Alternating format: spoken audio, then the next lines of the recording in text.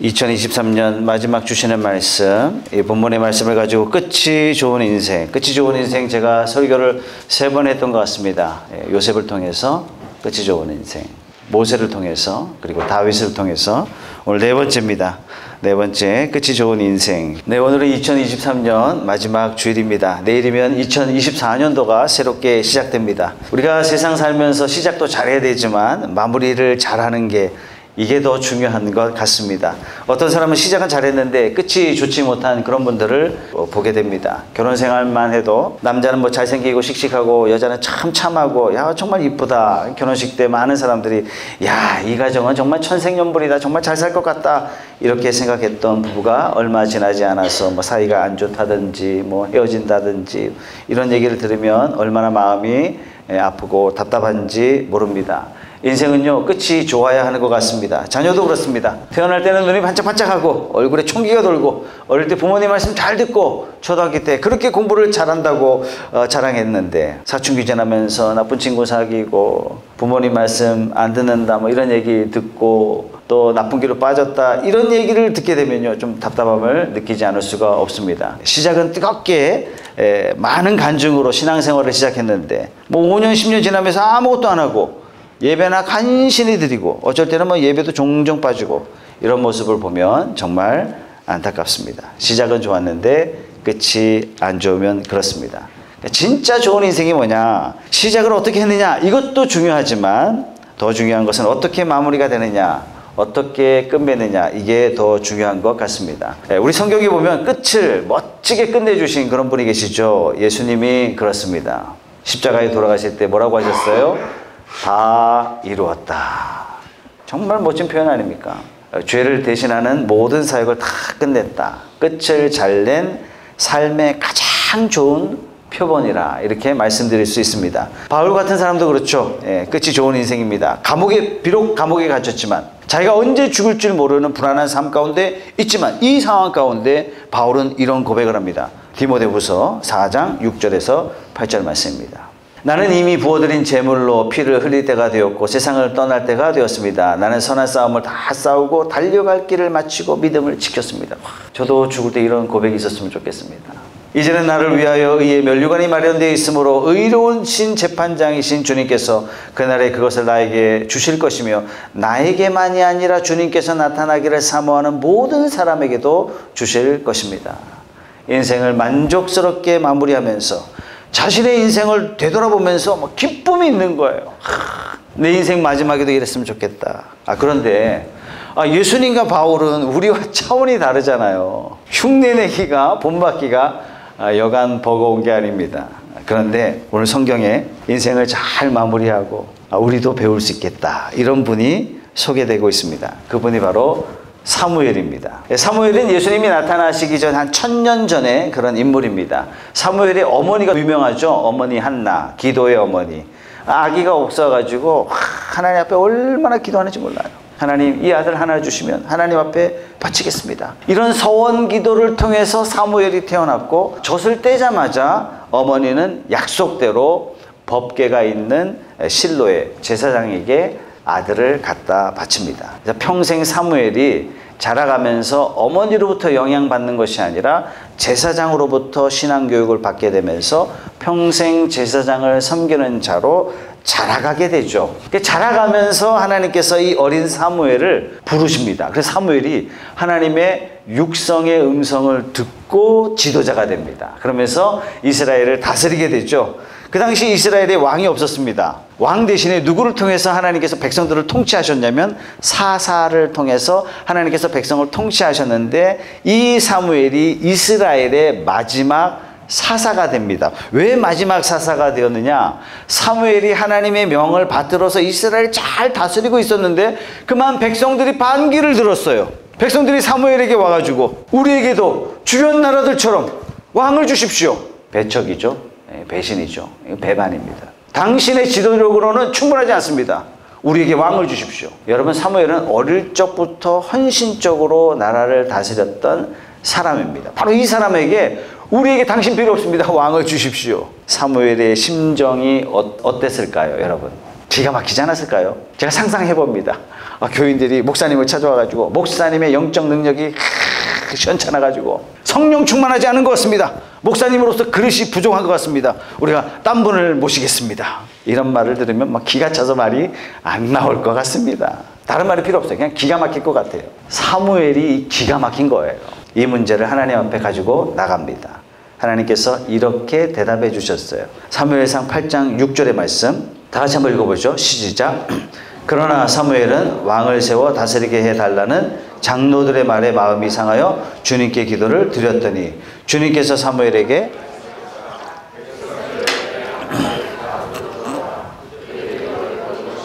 나를 버려서 자기들의 왕이 되지 못하게 한 것이다. 지금 백성들이 너를 배척한 게 아니다. 하나님이 너를 배척한 것이다. 내가 너를 세웠고 내가 너를 쓰고 있는데 너를 못 쓰겠다 이렇게 표현하는 것은 너 개인에 관한 것이 아니라 너를 세운 하나님을 배척한 것이다. 그럼 하나님께서 뭐라 하셨을까요? 사무엘아 너 끝까지 좀 못된 악당들하고 싸워 이렇게 말씀하셨을 것 같죠? 하나님께서 의외로 왕을 세워줘라 이렇게 말씀하세요. 8절 말씀입니다. 그들은 내가 이집트에서 데리고 올라온 날부터 오늘까지 하는 일마다 그렇게 하여 나를 버리고 다른 신들을 섬기더니 너에게도 그렇게 하고 있다. 사무엘아 너무 놀라지 말라. 항상 나를 배척했고 나를 배반했다. 언제나 그랬다. 그러시면서 9절 말씀에 왕을 달라고 하니까 왕을 세워줘라. 9절 말씀 그러니 너는 이제 그들의 말을 들어 주되 엄히 경고하여 그들을 다스릴 왕의 권한이 어떠한 것인지를 알려주어라. 무슨 말이냐? 너희가 왕을 세우면 이런 어려운 일이 있을 것이다. 이거 설명해주고 왕 세워줘라. 여러분 우리가 기도할 때 하나님께서 우리 기도 들어주시지 않을 때 감사해야 돼요. 정말 감사해야 됩니다. 새해가 시작되면서 제가 1월 달부터 4주 연속 기도에 대해서 말씀을 여러분들과 함께 나누고 2월 달에 다시 요한복음 말씀을 나누려고 합니다. 우리 크리스찬들은 기도할 때 기도가 응답이 안 오면 이상한 게 아니라 응답이 안 되면 이상한 겁니다. 여러분 그렇게 생각하셔야 돼요. 하나님께서 우리 기도를 들어주시기로 되어 있기 때문에 응답이 안 오는 게 이상한 것이지 응답됐다고 난리칠 필요 없어요. 왜?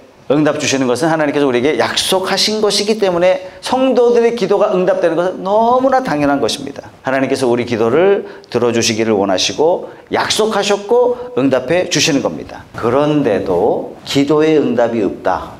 이유가 있는 겁니다. 왜냐하면 네가 하는 기도에 응답을 주면 네가 손해를 보든가 네가 더 나쁜 길로 가기 때문에 하나님께서는 우리에게 기도 응답을 하시지 않는 겁니다. 그런데 우리가 계속 기도하잖아요. 나쁜 길인 줄 하나님은 아시는데 우리가 계속 기도하면 하나님은 허락해 주세요. 요게 문제예요. 그래서 고집이 센 사람 신앙생활 잘 못합니다.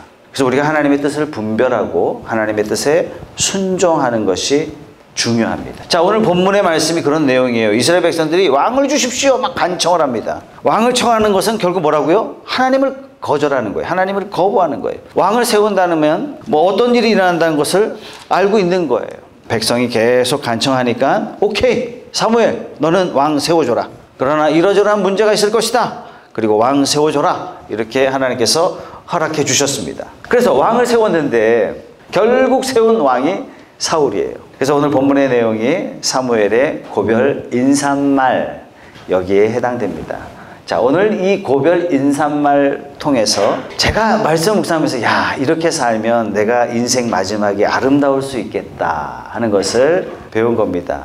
우리가 인생을 아름답게 마무리하기 위해서 첫째, 과감하게 물러나야 돼요. 과감하게. 자, 12장 1절 말씀입니다. 우리 같이 한번 읽어보겠습니다. 시작. 사무엘이 온 이스라엘 백성에게 말하였다. 나는 당신들이 나에게 요청한 것을 다 들어주어서 백성을 다스릴 왕을 세웠습니다. 내가 왕을 세우는 것이 내가 원해서 그런 것이 아니라 여러분들이 자꾸 원하니까 요청을 들어서 왕을 세웁니다. 자, 2절 말씀 시작. 그러니 이제부터는 왕이 백성들을 인도할 것입니다.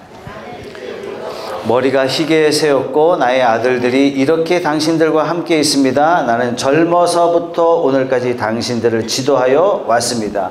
내가 이때까지 너희들을 위하여 얼마나 수고를 많이 했느냐. 그러나 너희들이 원하니까 왕 세워주겠다. 나 물러나겠다. 이것이 바로 사무엘의 과단성입니다. 과감한 결정이에요. 우리가 인생을 잘 마무리하기 위해서 물러날 때를 알고 물러날 때 과감하게 물러나야 됩니다. 사무엘이 얼마든지 백성을 설득할 수 있는 그런 상황이죠. 그죠? 일단 왕 세우는 것이 하나님의 뜻이 아니에요. 이 하나님을 배반하는 거예요. 더군다나 왕이 생기면 어떤 어려움이 백성들에게 일어나는지 눈보도 훤한 거예요. 더더욱 왕을 세운다는 것은 하나님을 거역하는 것이고 하나님 앞에 실수하는 것이기 때문에 얼마든지 백성들을 설득할 수 있는 명분과 내용을 다 가지고 있어요. 억지로라도 백성들을 설득할 수 있는 상황이란 말이에요. 그러나 너희들이 실수할지언정 잘못할지언정 정 원한다면 물러나겠다. 과단성 있게 물러나는 것, 이것이 바로 인생의 마무리를 잘하는 것입니다. 자, 시어머니가 며느리를 딱 들이면 어떻게 해야 돼요?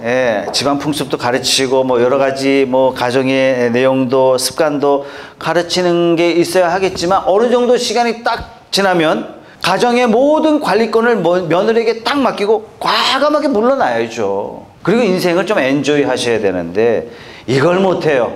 죽을 때까지 그냥 탁 쥐고 있으려고 그래.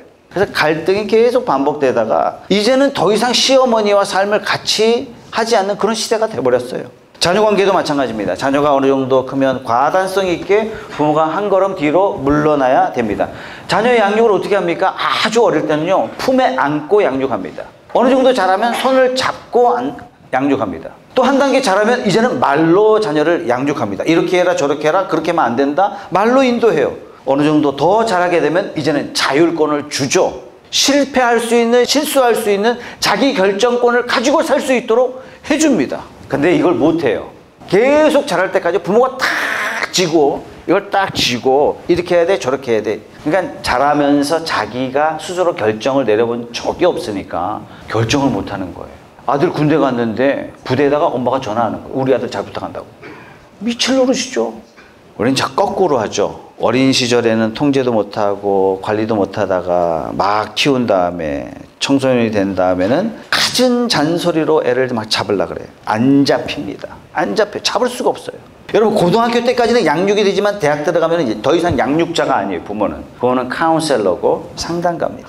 아빠 생각은 이렇게 했으면 좋겠다. 그렇지만 결정은 누가 해요? 자녀가 하는 거예요. 그리고 책임도 내가 지는 거예요. 결혼하면 그건 남이에요. 남. 이혼한 사람들의 70%가 이혼 사유가 친척 때문이에요. 친인척 때문이라고요. 결혼했는데도 시어머니가 아들 집에 비밀번호 꾹꾹꾹꾹 누르고 들어와가지고 이거 아무 때나 찾아와가지고 신발 정리를 왜 안 하니 짜니 싱겁니 이런 부모님하고 영원히 결별하겠다고 저를 찾아와서 상담을 했는데 제가 이야기 들어보니까요 기가 막혀.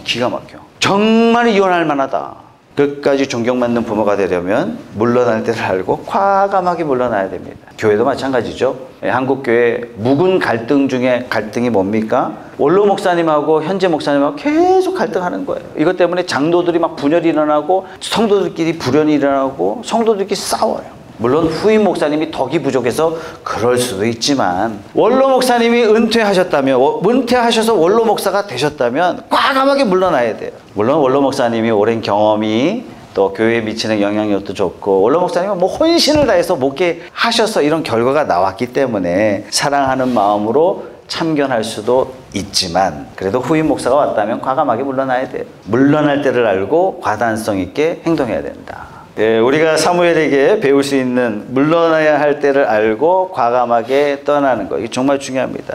여러분 이것이 인생의 끝맺음을 잘하는 첫 번째 비결이다. 두 번째 비결은 뭐냐? 깨끗하게 사는 겁니다. 우리 인생의 끝맺음을 잘 하려면 과정이 정말 중요한데요. 삶을 자기 마음대로 살아놓고 인생이 아름답게 끝내기를 원하는 것 불가능합니다. 끝이 아름다우려면 과정이 반드시 아름다워야 됩니다. 그래서 우리는 깨끗하게 살아야 돼요. 자, 오늘 은퇴하면서 3절 말씀에 사무엘이 이렇게 고백하고 있습니다. 내가 여기 있으니 주님 앞에서 그리고 주님께서 기름 부어 세우신 왕 앞에서 나를 고발할 일이 있으면 하십시오. 여러분들 읽겠습니다. 시작. 누구의 소를 빼앗은 일이 있습니까? 내가 누구의 나귀를 빼앗은 일이 있습니까? 내가 누구를 속인 일이 있습니까? 누구를 억압한 일이 있습니까? 내가 누구한테서 뇌물을 받고 눈 감아준 일이 있습니까? 그런 일이 있다면 나를 고발하십시오. 내가 당신들에게 갚겠습니다. 야, 여러분 이런 자신감이 어디서 나왔어요? 하나님 보시는 눈앞에서 살았다는 얘기예요. 다시 말해서 누가 보든지 안 보든지 나는 깨끗하게 정직하게 살았습니다. 여기에 대한 백성들의 고백이 뭐예요? 4절 말씀 보세요. 이스라엘 백성이 대답하였다. 우리를 속이시거나 억압하신 적이 없습니다. 누구에게서든지 무엇 하나 빼앗으신 적이 없습니다.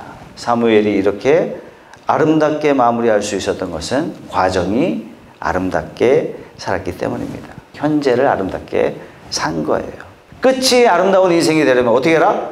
끝에 집중하는 것이 아니라 지금 내가 어떤 삶을 살고 있느냐. 그게 끝을 잘 맺는 비결입니다. 지금 내 삶 가운데 깨끗하게 살지 못하면서 끝이 좋은 인생이 되기를 원한다. 안 됩니다. 그럴 수 없습니다.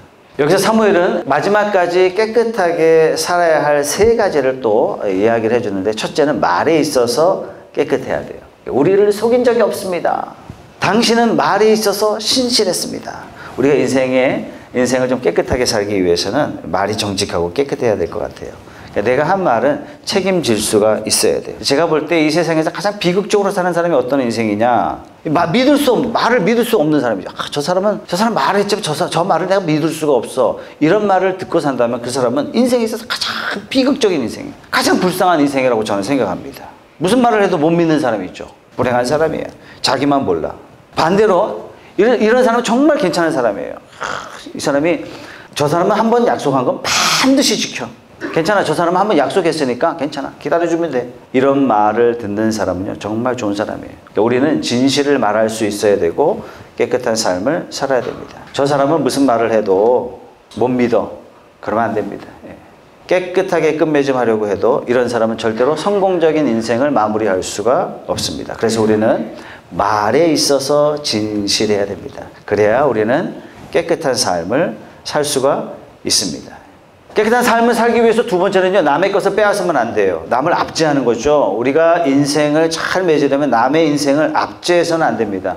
여러분, 누가 빼앗습니까? 힘이 있는 사람이 빼앗는 거죠. 그죠? 그러니까 그 힘이 근육이 되었든 돈이 되었든 지위가 되었든, 그죠? 이런 것들로 남의 시간, 남의 노동력을, 남의 재산을, 남의 인격을 강탈해서는 안 된다. 지위가 있으면요, 쉽게 빼앗을 수 있어요. 몇 시 퇴근할 거야? 이 말은 퇴근하지 말라는 얘기예요. 이건 지위를 가지고 폭력을 행사하는 겁니다. 힘이 있든 돈이 있든 지위가 있든 이런 것들로 남의 시간과 에너지를 빼앗아서는 안 됩니다. 사무엘은 어떤 사람이에요? 국가 지도자입니다. 왕을 세울 수도 있고 왕을 폐위할 수도 있는 절대 권력을 가지고 있는 사람이 사무엘이에요. 사무엘이 하는 말은 무슨 말이에요? 하나님 말씀이에요. 백성들은 그렇게 생각하지 않겠습니까? 그런데 이 사무엘이 이 권력을 가지고 백성을 압제하는 일에 쓰지 않았습니다. 백성들이 뭐라 그래요? 그랬습니다. 하나님께서 내게 주신 은사, 그것이 지위가 되었던 돈이 되었던 기회가 되었던 이런 것들을 가지고 옳은 일에 써야 돼요. 자, 부부 생활도 마찬가지인 것 같아요. 40쯤 되면 그 분기점인 것 같아요. 40쯤 이전에는 아내가 남편의 눈치를 봅니다. 반대로 40 중반을 쭉 이렇게 넘어가면 이제 남편들이 아내의 눈치를 보기 시작해요.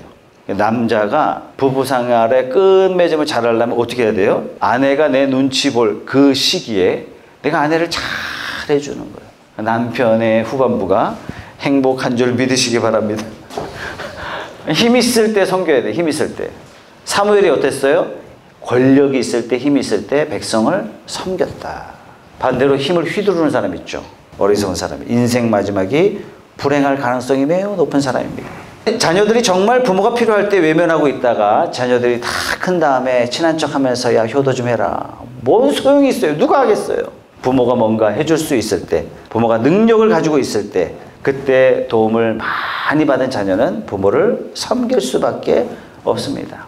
아이들이 초등학교 다닐 때는 부모의 손길을 많이 필요로 하잖아요. 그런데 청소년이 되면 부모의 말과 손길 그 자체가 다 잔소리야. 그런데 부모의 손길을 많이 필요로 하는 어린 시절에 사랑을 많이 받은 자녀는 청소년기 방황을 해도 그냥 잠시 방황하고 돌아온다. 이런 연구 결과가 있잖아요. 그래서 우리는 있을 때 잘해야 돼요. 권력이 있을 때, 힘이 있을 때, 돈이 있을 때, 에너지가 있을 때 이걸 어떻게 해요? 이거 어떻게 잘 써요? 섬겨야 돼요. 섬겨야 돼요. 그래야 우리 인생 마지막이 아름다울 수 있습니다. 따라서 해보세요. 있을 때 잘해. 이제 옆 사람 보고 얘기하세요. 있을 때 잘해. 대답해 주세요. 너나 잘해. 깨끗한 삶의 비결은 있을 때 잘하는 겁니다. 세 번째는요, 물질입니다. 물질. 4절 말씀 같이 한번 읽어보겠습니다. 시작. 이스라엘 백성이 대답하였다. 우리를 속이시거나 억압하신 적이 없습니다. 누구에게서든지 무엇 하나 빼앗으신 적도 없습니다. 세 번째는 물질에 있어서 깨끗한 겁니다. 우리 주변에 돈을 벌려고 뭐 예배도 못 드리고 뭐 잘 못 먹고 자기를 돌볼 시간도 없고 심지어 이웃을 돌볼 시간도 없이 일하시는 분들을 보면 쬐끔은 딱합니다. 왜 그런 줄 아세요? 천국 가면 다 놓고 갈 거잖아요. 제가 어린 시절에 초등학교 1학년 때 딱지치기 용돈만 있으면 문방구에 딱지 사러 가는 거예요. 딱지 주머니 이 꺼내다가 도저히 손으로 못 담아서 딱지가 그냥 길바닥에 툭툭툭 떨어지는 거예요. 그 딱지를 이만큼 모아가지고 부모님 싫어하니까 항상 마루 밑에 그 벽돌 하나 딱 옮겨가지고 거기다 딱 감춰뒀거든요. 근데 놀랍게도 초등학교 3학년 딱 되니까 딱지가 눈에 안 보이기 시작하는 거예요. 딱지가 하나도 중요하지 않는 거예요. 단계가 있는 것 같아요. 그 다음에 만화책이 그렇게 들어오고 그 다음에 우표 살려고 새벽에 가가지고 새벽 2시에 줄 서다가 아침 9시 기다렸다가 우표 하나 사오는 거예요. 그래서 제가 모은 게 우표 2권입니다. 책장 어딘가 있을 텐데 혜준이가 얼마 전에 캐릭터 모은다고 그렇게 소중하게 여겼던 그 캐릭터 카드 도대체 어디 있는지 관심이 없어요. 얼마 만에? 불과 6개월 혹은 1년 만에. 도대체 그게 어디 있는지 전혀 관심이 없어요. 여러분, 우리도 마찬가지 아닙니까? 우리가 이토록 중요하게 여기는 비즈니스, 우리가 그토록 중요하게 여기는 집, 돈, 자동차, 이토록 중요하게 여기는 이 모든 것들이 어느 한순간에는 나에게 전혀 의미가 없어질 그러한 상황이 올 수 있다는 생각이 안 드십니까? 언젠가는 이런 것들이 유치하게 느껴질 때가 오고 말 겁니다. 그런데 이런 날이 절대 오지 않을 것이다. 딱지가 온 세상인 것처럼, 캐릭터 카드가 온 세상인 것처럼 살다가 어느 순간에 사라지는 거예요. 여러분, 물질이 그렇습니다. 그래서 우리는 물질에 있어서 깨끗해야 되는데 주신 물질 가운데 하나님의 것 반드시 구별하십시오. 새해부터는 여러분들에게 11조 안 하시는 분은 11조를 시작하세요. 돈신으로부터 해방되는 방법 중에 하나입니다. 감사헌금을 시작하세요. 그 다음에 작은 재산이지만 이거 가지고 내가 이웃을 섬기는 거 시작하세요. 남에게 빌린 돈 반드시 갚아야 됩니다. 신앙이 성장하면서 이게 내가 갚아야 할 돈이구나. 여기 우선하는 거예요. 비즈니스 하는 것도 내가 돈을 많이 벌어야지. 여기에서 신앙이 성장하면서 나와 같이 일하는 사람도 동반 성장해야 되는구나. 함께 성장해야지. 우리 이렇게 생각이 바뀌어야 됩니다. 그래서 우리는 물질에 있어서 깨끗해야 됩니다. 사무엘이 인생 마지막을 아름답게 끝맺음할 수 있었던 것은요, 평소 깨끗한 삶을 살았기 때문에 말에 있어서 깨끗했고 권력에 있어서 깨끗했고 물질에 있어서 깨끗한 삶을 살았습니다. 끝이 좋은 인생은 반드시 과정이 아름다워야 됩니다. 우리 성도님들, 과정이 깨끗해서 아름다운 인생을 주님 앞에 살아가는 저와 여러분들이 다 되시길 주님의 이름으로 축복합니다. 첫째는 과단성 있게 물러나야 되고, 두 번째는 깨끗한 삶을 살아야 되고, 세 번째는 뭐냐? 기도하는 사람이 돼야 됩니다. 하나님이 부르신 인생이 죽을 때까지, 하나님 부르심 받을 때까지 뭔가 생산적인 일을 하고 하나님 나라에 유익한 일을 하고 사람들을 향해서 유익한 일을 하다가 마무리해야 되지 않겠습니까? 제가 어떤 교회에 저녁 집회를 갔어요. 근데 저녁을 못 먹고 갔습니다. 늦게 갔어요. 그래서 집회를 끝나고 제가 돌아오는 길에 사하구 어떤 식당에서, 하단 오거리 어떤 식당에서 제가 저녁을 먹는데 제 마음에 엄청난 결단을 했어요. 9시 넘었던 것 같아요. 연세 드신 분 몇 분이 막걸리 잡수시면서 막 정부 욕을 하고 막 대통령 욕을 하는데 막 욕이 얼마나 거칠었는지 몰라요.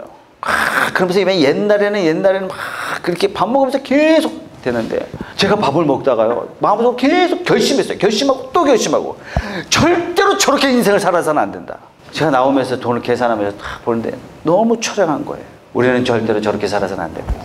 하나님이 부르시는 날까지 의미 있는 일을 하고 귀한 일을 하고 남을 섬기는 일을 하고 하나님 나라를 세우는 일을 하고, 이런 인생을 사는 것이 아름다운 인생이에요. 남을 저주하고 깎아내리고 그런 것이 아니라 기도하는 삶이 되어야 할 줄로 믿습니다. 23절 말씀 보겠습니다. 다 같이 한번 읽어보죠.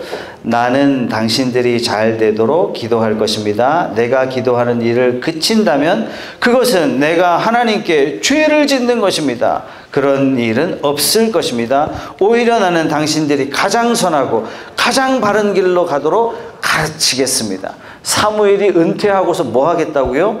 기도하겠습니다. 여러분 미래형입니다. 지금 사무엘이 물러나는 중에 뭐라고 이야기하냐면 공적인 일은 이제 내려놓지만 이제부터는 기도하는 일에 전념하겠습니다. 이제부터 내 일은 뭐다? 기도하는 일입니다. 지금까지는 몸으로 뛰었지만 이제까지는 내가 직접 뛰어다녔지만 지금부터는 기도하겠습니다. 우리가 주님을 위해서, 우리가 가족을 위해서, 목장을 위해서, 목사님 위해서, 목자 위해서 행할 수 있는 가장 크고 위대한 일은 기도하는 일입니다. 그래서 우리가 인생을 마무리할 때 기도하는 사람이 된다면 하나님이 부르시는 그날까지 우리는 의미 있는 인생을 살 수가 있는 거예요. 큰 일을 하게 되는 거예요. 그런 의미에서 사무엘은 은퇴한 게 아니라 직업을 바꾼 것이다. 이렇게 볼 수 있습니다. 여러분 중에 뭐 기도하는 게 뭐가 중요해? 직접 뛰고 일하는 게 더 중요하지. 이렇게 생각하시는 분도 계시겠지만 기도가 제일 중요합니다. 저도 제 사역 중에 기도가 제일 중요하다. 어떻게 하면 기도의 시간을 늘릴까? 뭐 하면 되지 뭘 또 늘릴까 고민하자고. 근데 할 일이 많아요. 예. 자, 오늘 우리 2023년 마지막 한 해, 그래서 이 마지막 날 우리가 인생을 어떻게 마무리를 잘 할 수 있을까 이런 생각을 하면서 여러분들과 말씀을 나눴습니다. 내일부터 새로운 한 해가 시작됩니다. 사랑하는 성도 여러분, 여러분 미래가 아름다운, 여러분 끝이 좋은 그런 인생들이 다 되시길 주님의 이름으로 소원합니다.